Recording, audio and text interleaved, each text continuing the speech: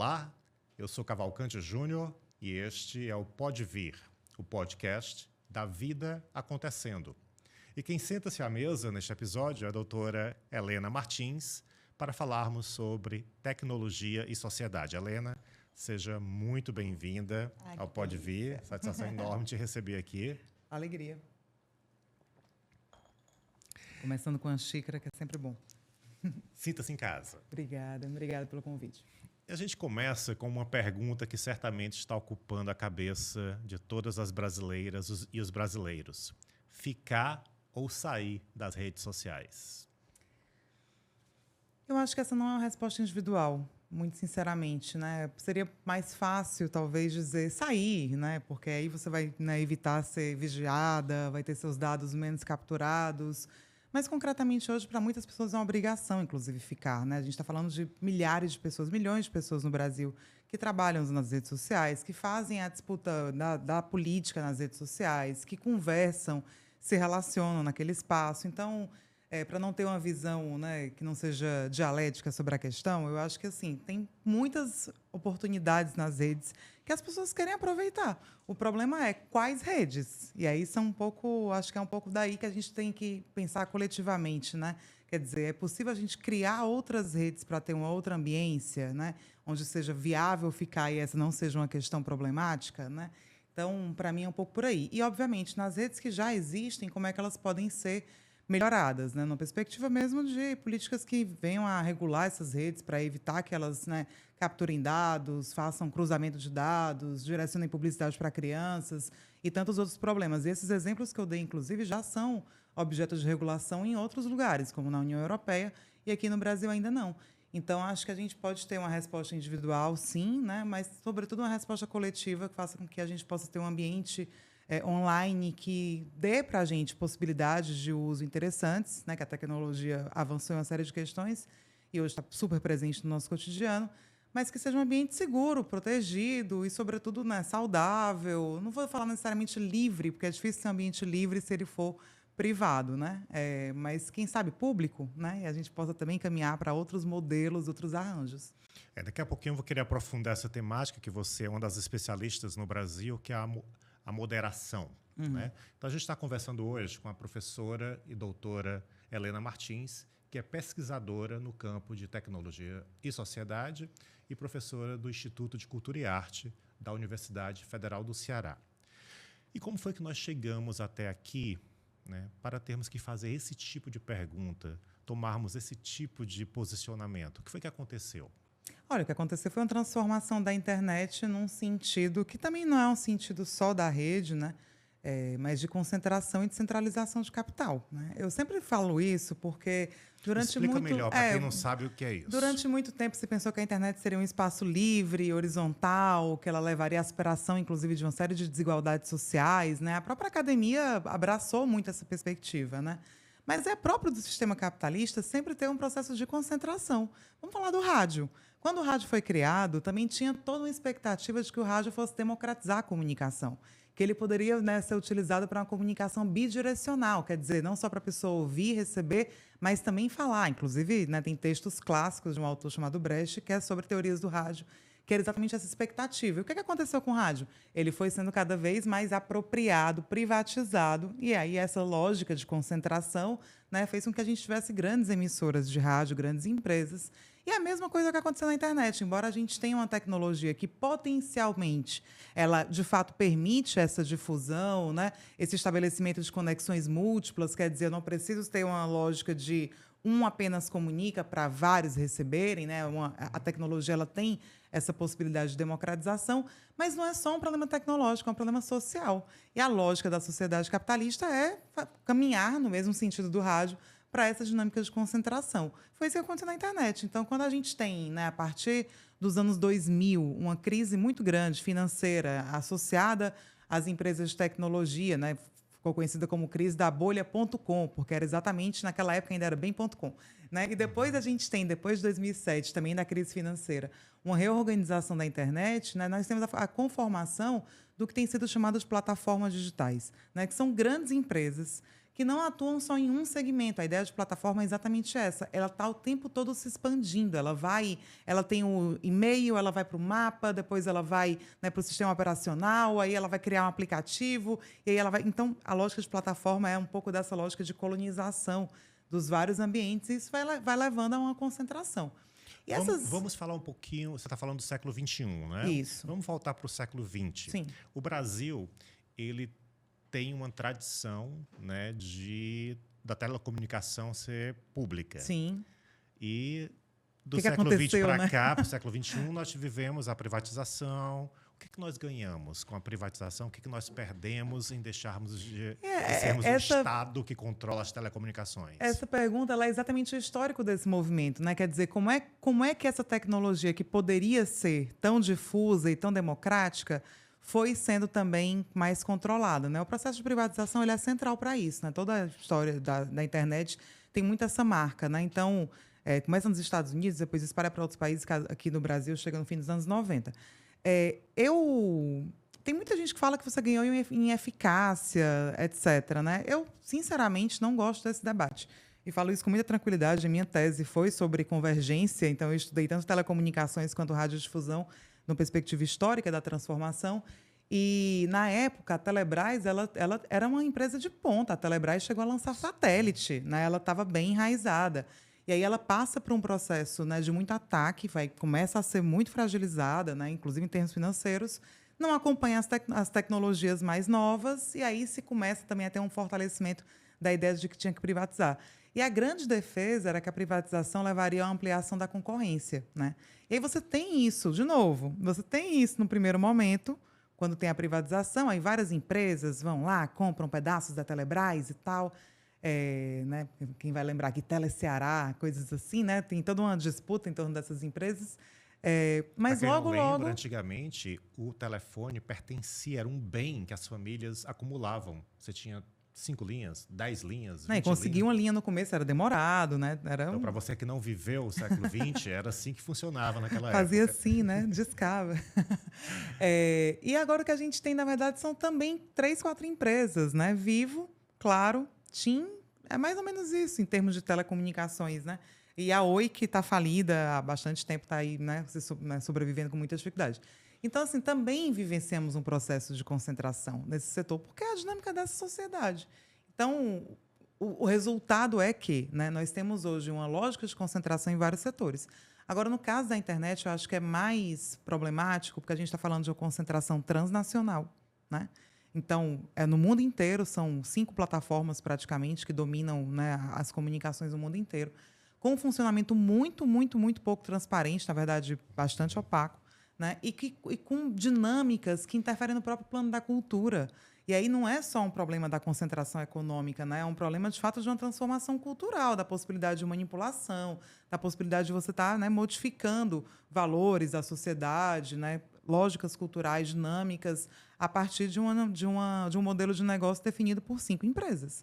Então, acho que tem um impacto, de fato, enorme. Esse é o nosso desafio. Então, nós estamos conversando com a professora doutora Helena Martins, que é pesquisadora do campo Tecnologia e Sociedade e professora da Universidade Federal do Ceará. Mas a sua participação foi para além do campo acadêmico. Sim. Você também esteve como assessora no Ministério da Comunicação. E eu lhe pergunto, a moderação do conteúdo, né, das comunicações é uma ação necessária?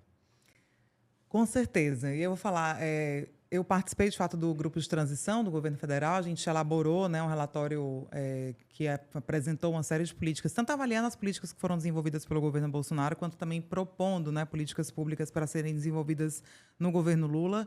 E no segundo ponto, né, do relatório, a gente já tem lá a questão da regulação das plataformas digitais. O primeiro é a universalização, né, porque a ideia, de fato, é que as pessoas possam ter acesso à internet, embora a gente fale, né, que todo mundo está conectado.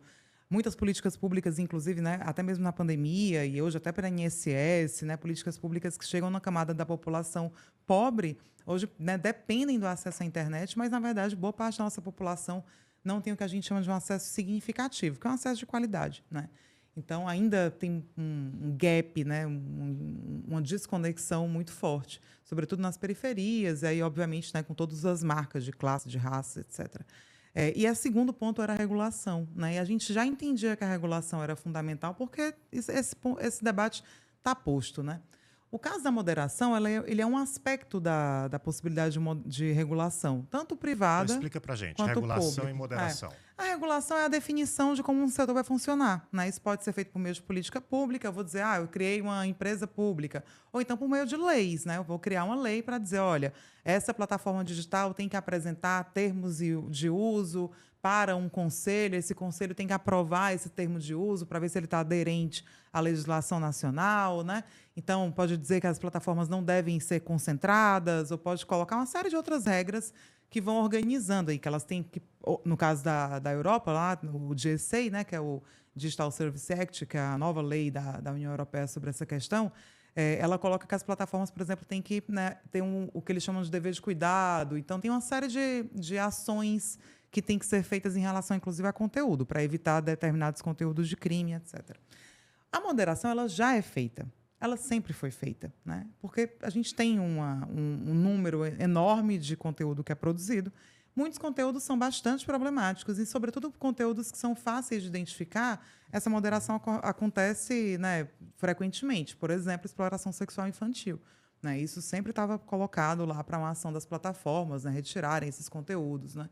Outras moderações acontecem quando a plataforma coloca mais destaque para um conteúdo e não para o outro. Isso também é uma moderação, né? O que a gente está vendo agora mudar concretamente, né, é porque a gente tinha um tipo de moderação que eu diria que ela era um pouco compartilhada, ainda que minimamente, entre as plataformas, no caso a Meta, né, que é a Sim. dona do Facebook e do Instagram, que foi a empresa que anunciou agora essa mudança, né, e o que a gente passou a chamar de checadores de fatos, né, que são empresas ou organizações sem fins lucrativos que fazem essa conferência para verificar se uma determinada informação é mentira ou não é, né, tem veracidade ou não, depende muito de como essas empresas atuam. Mas havia essa possibilidade, né? E isso passou a acontecer, inclusive, depois de muitas críticas da sociedade civil, né, inclusive aqui no Brasil, mas também mundo afora, em relação à desinformação dessas plataformas. Então, foi a ocorrência da desinformação que fez com que as plataformas fossem pressionadas a fazer alguma coisa. E uma dessas coisas foi exatamente essas parcerias, né, esses programas de checagem de fatos. Quando o Mark Zuckerberg anuncia que ele vai acabar com esse programa, né, o que ele está falando concretamente é que ele está diminuindo, né, as poucas políticas que existem sobre contenção de desinformação, né? E, ao contrário, né, o que a gente está vendo é um estímulo, né, não só a desinformação, mas também a discurso de ódio. E aí acho que também vale a pena destacar isso, né? Uma mudança que já está operando no Brasil é nos termos das plataformas, dessa plataforma, da Meta, em relação ao discurso de ódio. E, claramente, ela passa a permitir uma série de conteúdos que são criminosos, né? Então, agressão a pessoas LGBTQIA+, né? Discurso religioso preconceituoso, né? Uma série de discursos que antes seriam vetados pelos termos e agora passam a ser autorizados. Então, isso, obviamente, é muito preocupante, porque, além de ter, né, uma fragilização do combate à desinformação, você tem uma lógica de estimular, né, um tipo de discussão que ela não é liberdade de expressão, né? Ela muitas vezes é criminosa. E o que é que o governo federal precisa ainda fazer? Mas isso você vai responder depois do nosso intervalo literário, que é o momento em que a gente pede para a nossa convidada trazer um livro para recomendar para vocês. E a professora Helena Martins trouxe um livro aqui belíssimo. Qual foi ele? Esse livro é muito belo mesmo. Chama As Alegrias da Maternidade, da escritora nigeriana Buchi Emechecha. Espero que seja assim a pronúncia dela, mas acho que, inclusive, o fato de ter trazido esse livro fala dessa possibilidade, né, da gente acessar outros territórios, outras culturas que a gente conhece menos, né? Acho que no caso da Nigéria e dos países africanos em geral, infelizmente, né, ainda é uma questão para a gente. É uma autora, para mim, eu li ano passado esse livro. Você já leu algum livro de uma nigeriana? Você que está nos acompanhando? Então, isso aqui é a sugestão, As Alegrias da Maternidade. Então, você leu no ano passado? Li no ano passado e, na verdade, né, bom, o título é uma ironia. Conta a história, né, de uma mulher nigeriana que ela começa, no início do livro, ela está, né, num território mais tradicional. Depois ela passa, né, para Lagos, capital, e a Nigéria, né, ainda na colonização britânica, e ela passa por uma série de dificuldades, desde, né, enfrentar a própria cultura dela, que colocava que a mulher tinha que ser mãe, né, e que para a mulher ser completa, né, ela deveria ser mãe. Inicialmente ela não consegue fazer isso, tem todo um problema no casamento por conta disso, e os homens podiam casar com outras mulheres também simultaneamente para, né, e aí acontece isso com ela. O marido dela vai e casa com outra, a outra já tem filho, etc., né? E ela fica nesse lugar de uma certa incompletude. Depois ela vai para a capital, né, consegue um outro casamento, tem os filhos, etc., e passa, né, por uma série de dificuldades que fazem, né, que mostram a força das mulheres. E acho que essa também é uma questão que me chama muito, né, para criar os seus 7 filhos que ficam vivos. E, de alguma forma, né, além de falar, né, da cultura do machismo, do patriarcado, de como a gente lida com isso o tempo todo, né? Essa autora ela nasceu nos anos 40 e o livro foi publicado, acho que pela primeira vez, em 79. Então, a gente está, né, de alguma forma, parecia que eu poderia estar falando de hoje, praticamente, ainda. Né? Então, essa permanência do machismo, do patriarcado, acho que também é uma questão para a gente refletir. A força das mulheres nessa reinvenção da vida, né? Porque é absurdo. E também outros impactos, né? Que vão moldando a nossa própria vida, seja a colonização, como no caso da Nigéria, mas de alguma forma também no Brasil. E, por fim, a Buti, ela mescla muito na literatura dela a vida dela com o aspecto mais ficcional.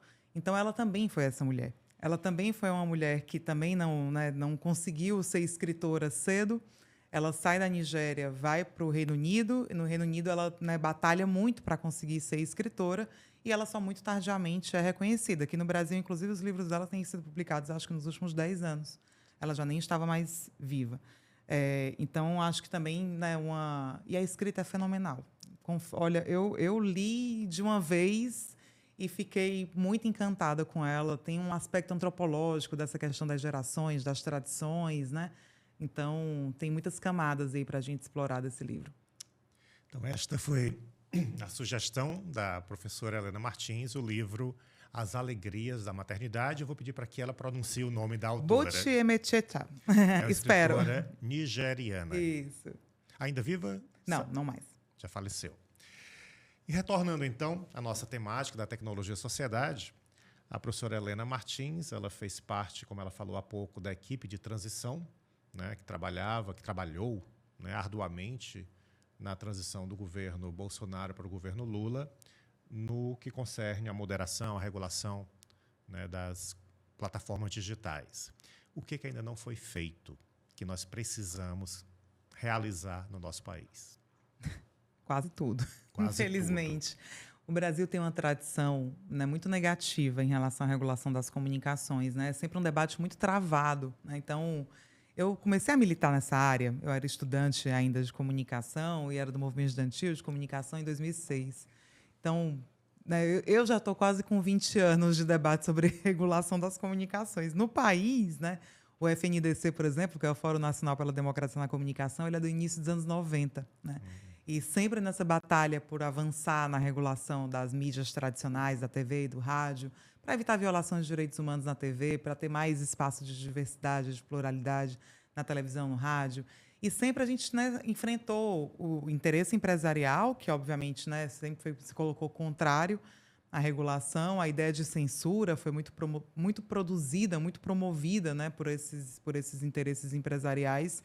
E a gente acabou ficando com a legislação no campo tradicional das comunicações, que data dos anos 60, né? Que é o Código Brasileiro de Telecomunicações. Então, o Brasil ele já tinha um passivo muito grande. E quando a gente vem para o campo da internet, esse problema permanece. Né? Embora a gente tenha inicialmente tido uma boa movimentação no Brasil no âmbito da internet, hoje a gente está atrasado. Vou falar do bom, né? Por exemplo, o Brasil criou ainda em 95 o Comitê Gestor da Internet, né, que é um espaço multissetorial, que debate, que propõe questões para a internet, etc., que ajudou a desenvolver a internet no Brasil. Né?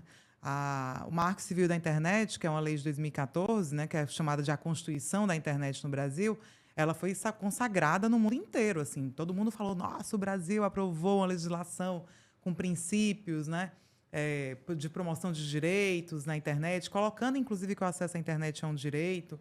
Então, foi uma lei muito, muito saudada, muito bem recebida. Né? Mas de lá para cá, com essas transformações da internet, nós teríamos que ter uma atualização da legislação para lidar com esses cenários de concentração, de coleta de dados, etc., que a gente comentou, né? Nós conseguimos aprovar a Lei Geral de Proteção de Dados em 2018, né, que tem aspectos bem interessantes, mas uma eficácia, acho que questionável. Mas, concretamente, hoje, a gente não tem um órgão regulador. A gente não tem nem, assim, sabe, você não pode falar para a plataforma, não faça isso, né? Para dizer isso para elas é difícil, né? Tem um processo que pode ir ou para a Autoridade Nacional de Proteção de Dados ou por outros caminhos, né, pela legislação que já existe de outras áreas, mas concretamente a gente não tem quem olhe para esse setor digital, né? Então acho que esse é um problema, né, uma dívida que a gente tem hoje com a sociedade. E além disso, até conectando com o debate que a gente já fez, né? O Brasil privatizou suas telecomunicações e, desde então, ele praticamente abriu mão de ter política pública para ter espaços tecnológicos, né, públicos, né? E isso não é natural, né? Na verdade, a internet no Brasil ela começou muito a partir da universidade, inclusive, né? A RNP, que era a Rede Nacional de Pesquisa. Então, assim, não é verdade que só o privado faz e faz bem, né? O poder público tem essa capacidade também. E acho que hoje também tem uma agenda, além dessa agenda de regulação das plataformas para evitar discurso de ódio, moderação, né, equivocada, concentração, etc. Eu acho que também tem uma agenda que está posta no mundo, que é a chamada soberania digital, né? Quer dizer, quais são as políticas públicas para a gente desenvolver, né? Onde é que os dados dos brasileiros e das brasileiras estão armazenados, né? Hoje essa é uma questão central. E não dá para a gente, né, continuar dependendo tanto dessas mesmas plataformas, que a gente já sabe onde estão politicamente, em termos de interesses, etc., para uma série de políticas, né? Seja de conexão da internet. Vale lembrar que o Elon Musk, né, do X, é também o dono da Starlink, que hoje conecta boa parte da Amazônia, né? Então, é isso, é o mesmo sujeito, né? E até você ter outras plataformas como Microsoft ou Google, que também têm posturas complicadas, né? E que vão armazenar os dados dos brasileiros. Então, né, é o tipo de situação que exige uma mudança de postura, né? Exige uma mudança de postura em relação ao que está posto, né? Que é por meio da regulação, por meio de uma legislação atualizada, né? Que seja condizente com os parâmetros que estão sendo debatidos em âmbito internacional, até porque essas empresas elas atuam internacionalmente, mas também políticas públicas para a gente promover soberania tecnológica, formação, educação para a mídia, né? São ações que o governo, infelizmente, nunca fez, por conta desse histórico do Brasil não lidar com as comunicações como uma área de setor público, né? Quando eu cheguei na transição, tinham várias histórias que eu sempre conto, mas nosso grande desafio lá, e eu e outras, várias pessoas da sociedade civil e também servidores públicos que participaram desse grupo, a gente brincava que o grande desafio era tirar a ideia de que o Ministério das Comunicações é um cartório, que só faz processo de outorga de radiodifusão. Quer dizer, né? Essa empresa tem esse canal, essa empresa tem... Não é. E quando a gente falava que o Ministério podia fazer, por exemplo, ações de combate à desinformação, gerava dúvida. Mas como? O que o Ministério pode fazer? E no Canadá, o Ministério das Comunicações faz um programa de educação para a mídia, né? Então, é isso. No Uruguai, a gente teve uma política pública de acesso à internet que, junto com o acesso e a aula de robótica, os estudantes tinham acesso à tecnologia pública, né? Até porque a ideia é que a pessoa não simplesmente acesse a internet para ver Facebook e Instagram, mas que ela seja também desenvolvedora, que ela pense os problemas locais, né? Então, tem muitos exemplos de políticas públicas mundo afora e a gente nunca conseguiu efetivar isso no Brasil. Infelizmente, a gente continua não efetivando.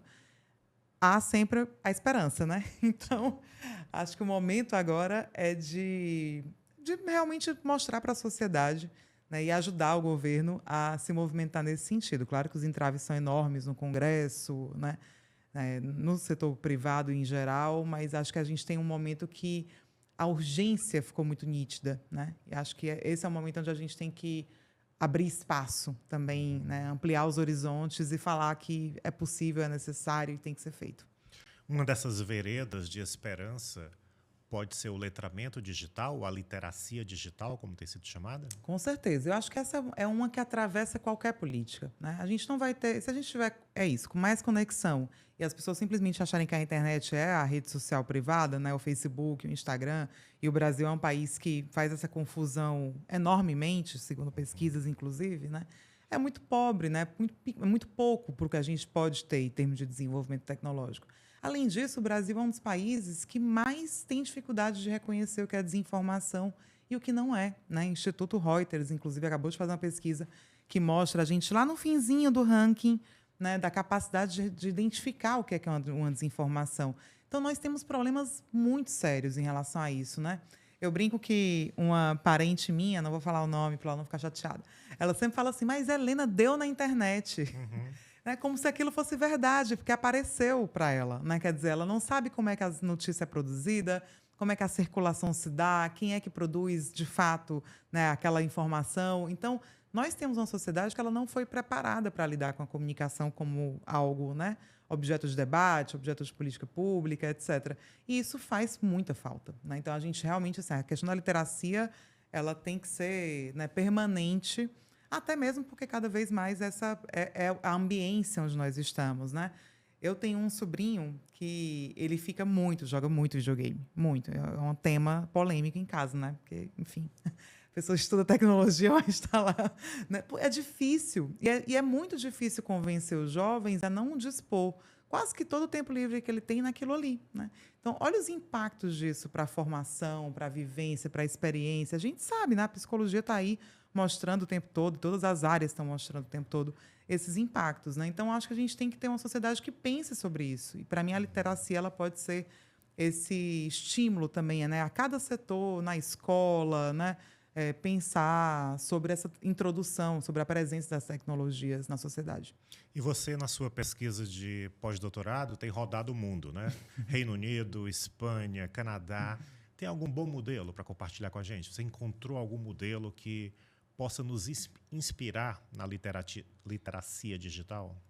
Eu tenho estudado muito regulação, né? Nosso tema do projeto de pesquisa é coordenado pelo professor César Bolanho, que chama A Governança Econômica das Redes Digitais. A gente tem se dedicado a fazer esses estudos. Eu comecei agora com o estudo da União Europeia e do Brasil, e outros pesquisadores estão fazendo de outros países, né? Estados Unidos, China, Argentina, são várias pessoas envolvidas nessa tentativa de mapear esses, né, casos e tentar comparar e pensar caminhos possíveis para uma regulação aqui no Brasil. Eu acho que não tem um modelo pronto, até porque são especificidades muito particulares, de fato, né?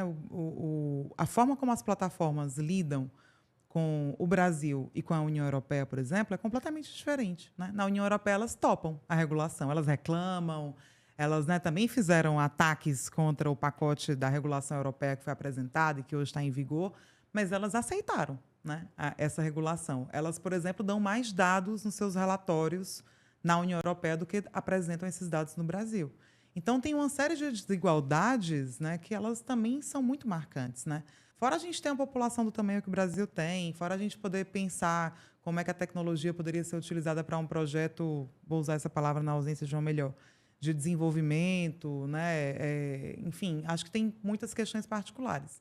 Mas, de alguma forma, o que a gente pode avançar, né, e dizer é que esse é um tema mundial, né? Todos esses países que eu mencionei, eles estão discutindo regulação, inclusive os Estados Unidos, né? Tem que ver agora como é que vai ficar com a questão do Donald Trump, mas durante o governo Biden, uma pessoa, né, que estava na principal cadeira, estava presidindo o órgão de concorrência dos Estados Unidos, é uma professora, a Lina Khan, que a tese dela foi contra a Amazon, para denunciar as práticas abusivas da Amazon. Então, isso estava posto, né? E acho que parte, inclusive, dessa reação que essas plataformas têm tido nesse momento é porque, mesmo nos Estados Unidos, estava avançando numa crítica à concentração, ao modelo de negócio delas, inclusive por meio de processos judiciais. Então, é um tema mundial, é um tema que os países estão abordando de várias facetas, porque é um tema muito complexo, e como essas plataformas elas incidem em vários setores, né, você tem que pensar em um tipo de regulação que, ao mesmo tempo, ele tenha princípios gerais que sirvam para a atuação delas em todos os setores, mas que também tenham particularidades em relação a cada setor. Por exemplo, moderação de conteúdo é algo que impacta muito rede social, plataformas de vídeo, né? Conteúdo cultural em geral. Mas plataformas de trabalho, como Uber, iFood, já tem que ter outra regulação, porque as questões que estão postas são outras, né? Embora nos dois casos você tenha, por exemplo, a desigualdade de informação entre a plataforma e o usuário, que pode ser abordada por uma regulação mais genérica, né? Então, por isso que é muito complexo, né? É algo que está em vários setores. E aí você tem outros casos também. Um caso que sempre suscita polêmicas, mas que eu acho que vale a pena a gente avançar na compreensão, é o caso da China, né? Por muito tempo, a China foi vista como se fosse assim, tecno-autoritarismo, né? Tinha toda uma lógica muito crítica a isso. E, obviamente, eu não tenho nenhuma simpatia pelo modelo chinês, não é o modelo de político que eu defendo. Mas, concretamente, eles têm uma questão. Eles têm autonomia sobre a tecnologia, né? Eles definem a tecnologia. Há pouco mais de, acho que há uns 2 meses, eu participei de uma conferência no Rio e tinha um nordestino, nascido e criado no Rio Grande do Norte, professor, agora vai me escapar o nome dele, que ele mora na China há mais de 20 anos. E ele fez uma conferência e a gente conversou depois, ele contando como na China a lógica é pensar muito a partir de cada local. Então, assim, como é que uma plataforma pode ajudar no comércio daquele local? Como é que ela pode ajudar na escola, sabe? Então, assim, tem uma ligação muito grande entre o desenvolvimento tecnológico e as necessidades locais, né? Isso é fruto de um processo que eles construíram, que é de autonomia cultural, né? Então, eles não só internalizam as plataformas norte-americanas, eles nem fazem isso, né? Eles têm também um debate sobre o que eles precisam, etc. Óbvio que tem questões de vigilância e outros que são problemáticos. Mas não é só a China. A China, a Índia, tem outros países que eles têm essa lógica que é mais de pensar plataformas de desenvolvimento, regulação para o desenvolvimento, que é, né, essa aliança. Na União Europeia, eles chamam isso de transição digital, né? É o termo que eles usam muito lá. Então, a ideia é preparar as sociedades para a transição digital. Isso vai desde níveis de conexão, presença de empresas europeias, segurança nas redes, até as questões de conteúdo. E aí, por conta disso, eles fizeram, né, tanto uma série de políticas públicas, quanto também essas regulações que eu já mencionei, né, que são regulações que combinam o aspecto concorrencial, que é o DMA, e o aspecto mais de conteúdo, de moderação, de discurso de ódio, de combate à desinformação, que é o DSA, Digital Service Act. Então, é isso. Não tem resposta fácil, né? É um tema muito complexo, de fato, mas eu acho que a gente já tem muito elemento para conseguir dar passos no sentido de uma regulação democrática no Brasil. E por ser um tema complexo, nós convidamos você a tecer conjuntamente esse tema. Conversa sobre isso na escola, na comunidade, faz círculo de cultura no teu bairro, volta a falar sobre essa temática para que você não fique mais acreditando só na tia do WhatsApp ou só naquela postagem que aparece no teu feed, você torna aquela postagem uma verdade. Então, esse foi um convite que a gente faz através da professora Helena Martins, professora da Universidade Federal do Ceará, no Instituto de Cultura e Arte, uma das maiores especialistas do Brasil no campo da tecnologia e sociedade. O nosso tempo chegou ao final. Muito obrigado por ter vindo até aqui. Obrigada, Cavalcante, um prazer. Eu adoro esse formato. Estava brincando, né, antes da gente começar, que eu acho a cara do Brasil, da América Latina, essa oralidade, a possibilidade de a gente conversar. E eu acho que é isso mesmo que você falou. A gente também ajuda quando a gente debate mais, né? Vai conversando, vai desnaturalizando as questões que estão postas, olhando lá. Eu sempre brinco com meus alunos, né? Vocês já olharam quanto tempo vocês gastam no telefone? Todo mundo acha que é meia hora. Quando vai olhar, aí são 4, 5, e fica, ai, meu Deus, é muita coisa. Então, assim, vamos olhando o que a gente faz, quais são nossas práticas, né? E pensando também quais seriam caminhos melhores para a gente ter uma comunicação mais democrática e que ajude o país a ser mais democrático, a ter mais direitos garantidos. Caminhos melhores são possíveis, vamos pensar sobre eles. E você acompanha o Pode Vir, nós compartilhamos temas diversos sobre arte, cultura, literatura e quinzenalmente você encontra aí no seu feed essas possibilidades. E queremos ouvir também a tua opinião. Escreve para mim, @podevir o podcast.